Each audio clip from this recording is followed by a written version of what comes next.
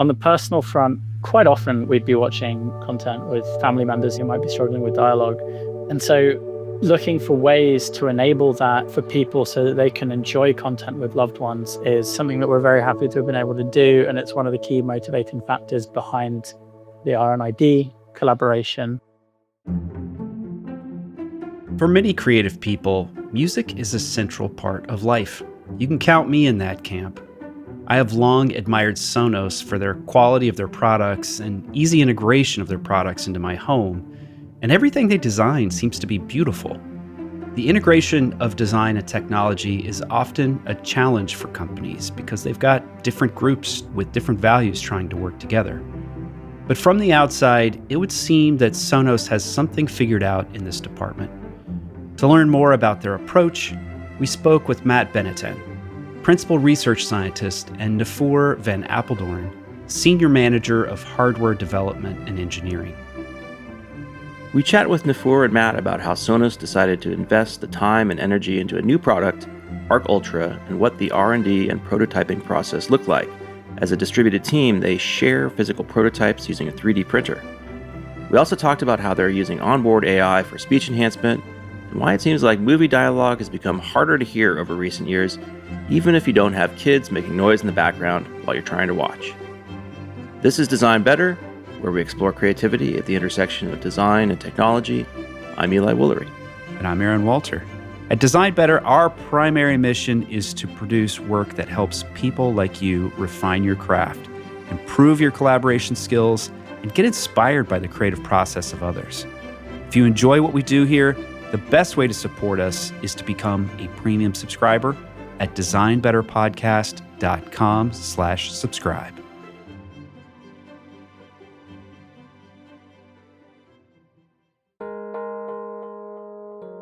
We'll return to the conversation after this quick break. Design Better is brought to you by Wix Studio, the platform built for all web creators to design, develop, and manage exceptional web projects at scale. Learn more at wix.com/studio. And now, back to the show.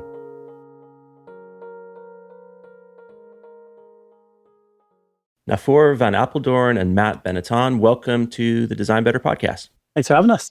We're excited to talk to you. Aaron and I are both really big Sonos fans. I've got quite a few of the speakers, and Aaron has even more. So many, in fact, that he doesn't know quite exactly how many he has at his house, which is pretty cool. Let's start with this new product that you guys released. And we want to figure out a few things. I mean, for our audience that's sort of within the design and product design realm, we thought it might be interesting to start from a user research perspective. And maybe you could talk to us a little bit about how you did the user research. Also, I believe one of you was prior on the R&D team too, so maybe that was part of it. But how did you decide to invest that time and energy needed to come up with this new product? Yeah, so I was like part of the team which developed the sound motion transducer in Arc Ultra. And it's really cool like how that happened. So I'm now part of Sonos for 3 years. And that's also when the acquisition happened of like the Might technology. And basically 3 days after the acquisition, we were flown to Santa Barbara. One of the headquarters of Sonos is over there. And when you joined the room, 30 engineers, user research, and all kind of other teams were there. And they had like this Arc, the previous soundbar, on the table. And they had our transducer technology right next to it. And they were like, okay, how can we fit like this technology inside the soundbar? And we were like, okay, why do we want to do this? And like all this kind of questions, you know? But there was this ambition of creating a new sound experience, which was previously impossible without this technology. And then like, what is this technology about, or the sound motion? That's really about creating more bass from a smaller package. That's essentially what it enables you from a technical perspective. But what it does from a product perspective, that becomes like very interesting, is because you have now a kind of dedicated subwoofer or lower frequency device in your soundbar. The other speakers can focus on the vocal range, the placement of audio within the room. And that allowed us to make it like a truly Dolby Atmos soundbar with a 9.1.4 representation inside the room. And that allows you to deliver Dolby Atmos content inside everybody's living room. That's the true innovation here, that we could enable that experience for our home users. So for folks that might not be familiar with Dolby Atmos, is that what you'd hear if you go to a cinema, like typically go to the movies? That's the type of technology they're using there? Exactly. Like this full sound bubble, not only from the front, left, right, but also the upper channels. That's this whole Dolby Atmos bubble we can deliver. It's really in the nature of Sonos of delivering that kind of content to users. If you already go back to where Sonos was founded 20 years ago, you should realize back then there was no Spotify, Apple Music. There's music streaming wasn't at the level where it is today. And they decided like, hey, we want to deliver music content to people their home, everywhere, anywhere, all the time. It started with like the all-in-one products, but nowadays we have sound bars, wearables, portable devices. We have a whole wide range of products where we can deliver music anywhere to people. And we believe like this Dolby Atmos content is the next content we want to deliver to people. Like you have now Spotify, you have Apple Music delivering Dolby Atmos content, and people need devices to play that content as well. It's not only music, but it's also movies, theater. And this is our promise on delivering that experience to people their homes. Naphur, you alluded to an acquisition that I'm not familiar with. What was the acquisition that Sonos made that brought this technology into the company? So that was the acquisition of Might, which was a startup based in the Netherlands and was founded by two brothers, Matthias and Timothy Scheek. They invented technology where we can make low frequency speakers 5 to 6 times smaller than conventional technology. And that's like the technology which Sonos acquired 3 years ago. And it's amazing like how that's now available to everybody inside the Arc Ultra product. And to give a reference of what kind of leap in technology we made over there, the previous Arc is and was an amazing product, but that one had like 11 transducers inside the soundbar. And with Arc Ultra, we're able to fit like 14 transducers in that single soundbar. And then if you dive a bit deeper, what those transducers consist of, inside the previous soundbar, we had 8 woofers and 3 tweeters. And those 8 woofers were responsible for the mid and low frequency, and those tweeters for the high frequencies. And because you only had 3 tweeters and those woofers were also responsible for the bass, it's very hard to position sound as the Dolby Atmos bubble in the room, but also have that vocal clarity, which the AI speech extraction is really good with as well. With the Arc Ultra, we have 14 transducers. One is the sound motion transducer based on the Might technology, which Sonos acquired. We have 6 woofers, which deliver that mid-range frequency. And we have 7 tweeters, which point the sound everywhere in your room. And that gives you that Dolby Atmos content. Yeah. Matt, so your background is in machine learning and AI. And this is fascinating, the way that y'all are bringing that into audio design too, because there's a lot of different reworking and reinterpretation that can happen in the devices to deliver a different type of sound experience. Can you tell us a little bit about how the software inside of devices is playing a role here? One of the things that came along with Arc Ultra was a bit more processing capability. So before we get to the software, we need to make sure that we have the hardware that we actually need to support the stuff that we want to do. And with Arc Ultra, we had more horsepower. And during the development of Arc Ultra, there was some work going on within what was then the advanced technologies team at Sonos, where we were looking into techniques for speech extraction. So speech extraction is part of the broader field, if you like, of source separation. And these are the kinds of algorithms that you'll encounter them kind of day to day, particularly if you're on Zoom calls, even on telephone calls. These are the sorts of algorithms that remove that stationary noise and provide clear speech signals. And for years and years, these have been developed in telecommunications, but applying them within film and television content is much more challenging because in this domain, we've got just a much, much broader variety of different types of sounds. And we're also kind of fighting with the fact that these are intentionally crafted. If you're struggling with dialogue and you're watching a film by, a well-known director, it's going to be designed to be that way, right? David Lynch, for example. Impossible to hear. Exactly. And there are many, many examples of this, which I and others have struggled with. And that's before we even get to the point of hearing loss. The technology that we were investigating in the Advanced Technologies group was a kind of advanced version of the sorts of source separation that had been used previously. And they were more sophisticated. They were using deep neural networks, so using machine learning, using AI, in order to be able to adapt frame by frame to the audio and understand where the speech content was to be able to draw that out. We realized early on in this process, so just to acknowledge, the initial work was carried out by my colleagues, Adib Marabi and Chris Pike. And when looking at these early prototypes, we realized how much potential there was to change the way that we deliver speech enhancement on Sonos products, and specifically on the Arc Ultra, which a big part of my work was making sure that we were able to deliver that we could do things like adapt to all of the different kinds of scenes that you would encounter within film and television audio, and be able to do this with something that was able to run on device in real time in order to deliver an excellent level of speech enhancement, but enable a better sound experience overall, and something that people can and attune to their own needs, right? So we've got these 4 different levels, which is, again, something new. So with Arc Ultra, we introduced 3 new levels of enhancement. And with this latest update, you've now got 4 levels. This is made possible because, again, coming back to what we're able to do with the software, we're now able to not just use things like equalization or compression, techniques that are commonly used in speech enhancement. We're able to actually pull that speech out and use that capability as a tool within the speech enhancement feature in order to understand where the speech is and use that to really emphasize the speech content, according to the particular level that the user chooses.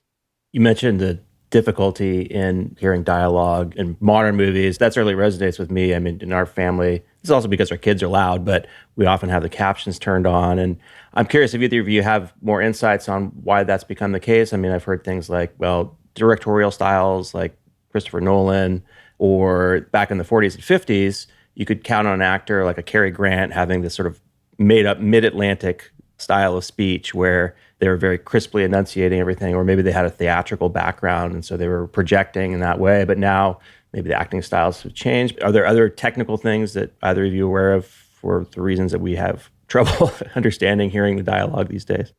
There are all sorts of things that contribute to this. You're absolutely right. There are things about the way that content is created now and the way that actors are directed. Lynch and Nolan are people who want things to be gritty. They want things to be real. And when you're creating those environments, one of the things that you might want to do is not to have the dialogue jumping out, right? You can kind of understand these sorts of decisions. But on top of that, with just the volume of content that's being produced today, there are some smaller studios and stuff where, maybe they don't have as much time to work on dialogue. And as such, there are things that kind of get rushed through, particularly when you're talking about not obviously your big films and stuff like that, but your more casual TV programs. In terms of why people want to use dialogue enhancement, there are all sorts of environmental reasons that dialogue might be more difficult to hear, right? You might have the aircon on. You might have someone doing some noisy DIY next door. Well, as you said, right? Your kids could be loud. All sorts of reasons to use it that aren't just based around the content. Talk to us a little bit about the hearing loss aspect, because you had an interesting partnership around hearing loss and accessibility that I found fascinating, especially for a company like Sonos. It was a little unexpected. Let me start at the beginning of the story, which was, as I said, we had these prototypes of what this speech extraction could do. And at that point, myself and my manager, James Nesfield, we were talking through what this could mean for the future of a speech enhancement feature. And there were people in our personal lives who we felt could really benefit from something that went beyond what we had experienced was commercially available at that time. James's mother and my father-in-law both struggled with dialogue. My father-in-law had been using hearing aids for around a year, I think, at that point.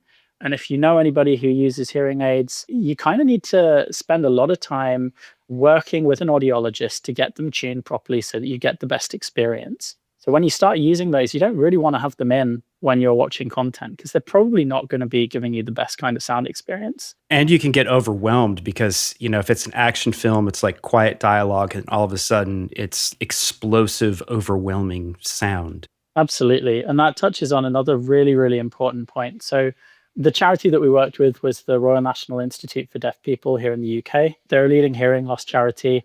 One of the things that we learned from them touches on exactly that point that you mentioned about sort of dynamic range, which is a phenomenon which is called loudness recruit. So loudness recruitment is this kind of awful phenomenon in which not only do quieter sounds become more difficult to hear, but your threshold for louder sounds reduces, right? So it's compressing that dynamic range of comfortable sound.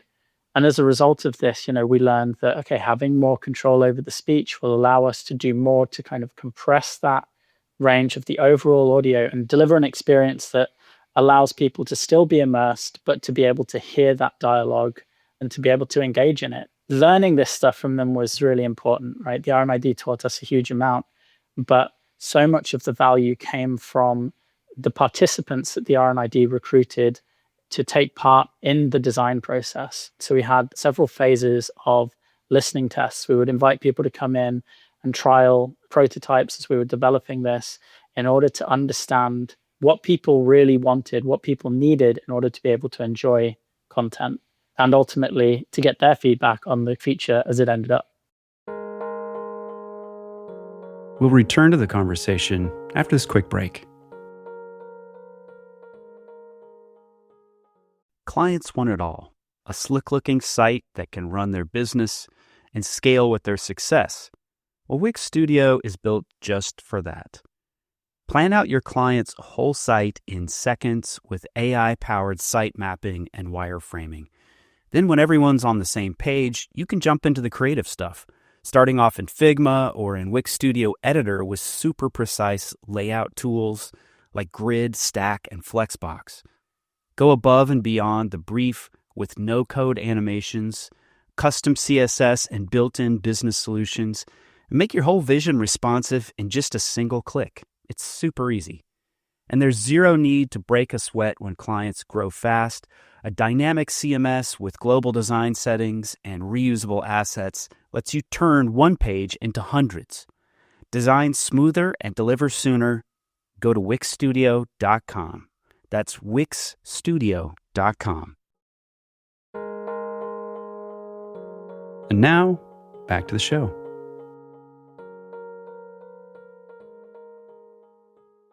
So this is a slight diversion from the current topic, which I think is interesting and we'll probably come back to. But before we lose the thread, I wanted to ask Naphur about this acquisition. So you're in the R&D team at Might. You got acquired. You had this technology. It sounds like it was integrated very successfully. I wonder if you have any advice for teams, because that happens a lot in technology. A team will get absorbed into a larger organization, and it doesn't always work out great. Sometimes the technology, they try to integrate it, doesn't happen, or something fails. What conditions led to it becoming a successful integration of the team and the technology? One of the most important aspects that people within the company which acquires you get a feeling that they understand the technology, make it tangible for them. We had a lot of prototypes. We send out to offices all over the world to listen to it, to have demos with it. And then also when we started this project, we believe really like innovation is iteration. And we 3D printed almost like a new design every day. And we would send out some of the more successful designs to other teams, like to people from the radio team, so they could do like their electromagnetic measurements, to electrical engineers, so they can do their measurements, to the ID people, so they can see, does it fit in their design? And I think that's really key to involve all the different teams in this innovation to make them also an owner of this ID. One thing that's always been fascinating to me about Sonos as a company is this ethos of engineering and design excellence together. It's a consumer brand, and to have the widest appeal, you need products that are easy to use, that kind of fit into various lifestyles, various homes. There's a lot of variables that y'all are designing for. Could you share with us how design and engineering work together at Sonos? What's that like? I mean, design is leading from user experience in that perspective. And if you look at the new Arc Ultra, it doesn't have a shape which is optimal for how transducers are shaped. So that's like one of the biggest challenges. How do you fit speakers inside a very long bar with an almost oval shape? That's the first challenge. It looks very soft into your interior, non-ideal for transducers. That's what's kind of leading. And we are looking like, how do we fit like our technology inside that ID intent?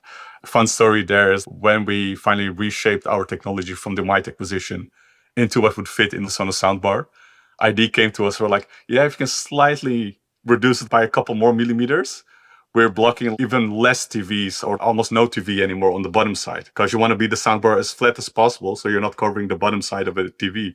I mean, that's the kind of ask we're getting. And because we could iterate and 3D print so quickly, we could test with ID, like, hey, is that possible with our technology? And it turned out it was. That exploration together of what's possible, what can we enable for our users, I think that makes us very strong in delivering those experiences. And are design and engineers sitting together, working like directly together for this sort of thing when you're iterating through different 3D printed options? Yeah, we're really a global company. So we'll have like people in Santa Barbara, Boston, UK, the Netherlands, Asia. One thing we do is send a lot of samples. Nice thing of 3D printing is you can send a 3D file overseas and somebody prints it out and does a fitting test. And we have a lot of get-together moments where at key moments we come together like, hey, we assemble even all those parts together. And then you're sitting next to the ID person, next to the electrical engineer, the project manager. That's really essential for that collaboration. What I also found very fascinating is once we have that product, we don't only sit together with engineers, not only with users, but we also sit together with our soundboard, led by Giles Martin, with content creators. And then we listen to their content on the device, like, hey, how do you want your content to sound on our product? Doing that loop not only with engineers, not only with users, but also content creators, that creates very innovative products. Are there values or specific design principles that guide your work across the board, kind of the high level, beacon on the hill type of principles that guide you? So Sonos has 3 guiding principles in mind. So first one is great sound, where we work together with like acoustic and software engineers led by Giles Martin with a soundboard to really match the creator's intent. We have the effortless use, like easy to set up, connectivity, really like the Sonos ecosystem. And of course, the premium design. So they should really fit inside customers, their lives, blend into the furniture. Those 3 are really the pillars of Sonos design. So you gave us an example of how a key innovation came about. There was an acquisition, there's this integration process, iterating with the design team. Fascinating to hear that you're emailing back and forth or sharing files, 3D files, and people are printing in different places, which is a cool solution to a global workforce. What else could you tell us about the R&D process? Finding out like what are the core challenges or the opportunities that the customer really wants to see from Sonos, like the new products that come out. Is there an R&D team? Is that innovation kind of happening within existing teams? Yeah, we have like an innovation team which is dedicated to doing this kind of research. But like innovation can happen anywhere. People can reach out. It's very open. If you have an idea, we have the concept of hack weeks, which we organize a couple times a year where everybody can join in with an idea. Innovation is also very chaotic, and we divide innovation in 2 parts. One is we call more invention, which is guided from first principles, technology discoveries and such. And then the other side to it is the exploration, which is defined from user experience, like what does customers and users want. And that's kind of an iterative loop where we try to find each other from a technical perspective and from a user perspective. And if that engagement is fruitful, then we decide to translate that into a product. Matt, we found a quote where you're talking about kind of going back into the speech enhancement, that it's not just a practical thing, but there's an emotional aspect to it where a family might be coming together or a group of friends to watch a show. And if one member, let's just say, like in my family, my dad's a bit older and his hearing isn't great. So if he's not able to participate, that kind of ruins the experience. And maybe talk a little bit more about that emotional side.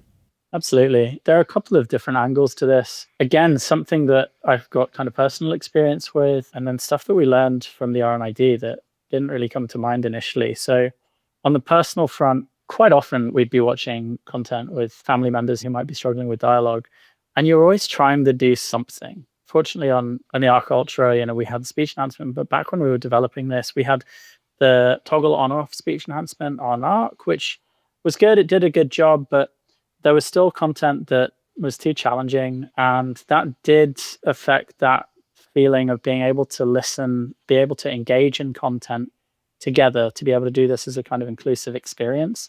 And so looking for ways to enable that for people so that they can enjoy content with loved ones is something that we're very happy to have been able to do. And it's one of the key motivating factors behind the R&ID collaboration. I just want to mention quickly that there's an interesting tension that happens when you're working on one of our players with a feature like this, because as Naphur said, we want to create products that deliver excellent sound experiences. And we knew that with Arc Ultra, we had an excellent sound experience. And that was thanks to working with Giles Martin and the soundboard, people like Chris Jenkins, who helped us to tune not just a feature like this, but the product as a whole. And with a feature like this, when we brought the R&ID on board, they're looking at, okay, how do we make this clear for people who have this wide array of different types of hearing loss? On the other hand, we had people who wanted to make sure that the product always sounded excellent. And so this tension was really interesting to negotiate. And at the end of the day, what we ended up with is coming back to this point of something that allows people to engage. That quality is there because we've been working with the soundboard, and that dialogue clarity is there because we've been working with the R&ID. That allows for these inclusive listening experiences. The second point I want to mention is something that was brought to my attention by the great R&ID researchers that we worked with, Lauren Ward and Alistair Moore, which is that engaging in content, the social impact of that isn't just about watching with people. It's about not being left out of important moments that are happening, right? Important cultural moments unfold through the media that we watch, through the television programs, through the news stories. And we're now able to allow more people into that, to engage with that content and allow them to better engage with their communities. And I think that's a fantastic message that I didn't anticipate going into this work. I mentioned earlier that I have a lot of Sonos devices, and the reason why I do is because I love music, and music is just such an important part of my life. And I feel like it's an important part of any creative life. It's so stimulating, fulfilling, connects you with other people. What role does music play in each one of your lives? When I was younger, I had often like sinus infections, so I would hear very badly. Early on, it was hard to hear rhythm, sound, and that kind of thing. So it makes me really happy to hear about this kind of features. But when it got resolved in older age, I started to discover dancing, music, and everything. And what I love from it, I'm really an engineer by heart, but I can translate all my work to an experience by playing music to somebody. Like, hey, this is what I'm doing. And they understand that you can talk through this universal language of sound and music. And for me, it's a way of communicating, bringing people together. It's often like those more emotional moments, whether for the better or worse, moments in life. And that's what's really defined by music. That's really interesting that you have a background where you struggled with your hearing. I actually also do. I had chronic ear infections growing up. And so that's one of the motivators behind the speech enhancement feature. Music is what brought me to technology. I've been a musician for longer than I've been an engineer. I got into music at a young age and I've never looked back. And being able to work somewhere like Sonos where I can merge these two passions is hugely important to me. And to know that I'm playing a role in delivering excellent sound experiences to people, helping people enjoy music, helping people enjoy the content that they're watching is awesome. So very passionate about music and love that intersection between creativity and engineering. What's inspiring each of you right now? And it doesn't have to be a work-related thing. It could be movie, music, it could be a podcast or a book. I'm really into like the movies from Veritasium, where they explain all kinds of engineering concepts. And I'm always thinking like, how can I use like something from a total different industry to improve a better sound quality to people? That's what really keeps me motivated and inspired. Veritasium is what you called it?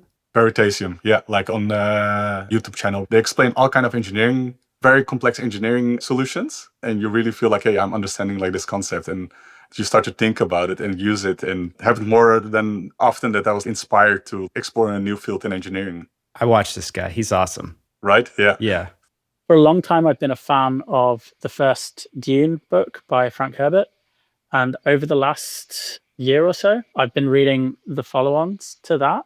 And I've been really getting into some of the concepts. Some of this stuff is absolutely wild. These sort of insights into this kind of crazy idea of prescience and genetic memory and stuff like that. And that's something that I just found sort of really interesting and kind of I find turning over in my mind every so often. The imagination of Frank Herbert is really astounding. Love those books. Well, this is great. The work that you're doing is interesting. I love that you're bringing accessibility to sound, but also in the process of making sound more accessible to more people, you're also making it just richer for everyone. So I love that. Matt Benetton and Naphur van Apeldoorn, thank you so much for being on Design Better. Thanks so much for having us. Thank you for having us. This episode was produced by Eli Woolery and me, Aaron Walter, with engineering and production support from Brian Paik of Pacific Audio. If you found this episode useful, we hope that you'll leave us a review on Apple Podcasts Spotify, or wherever you listen to finer shows. Or simply drop a link to the show in your team's Slack channel, designbetterpodcast.com. It'll really help others discover the show. Until next time.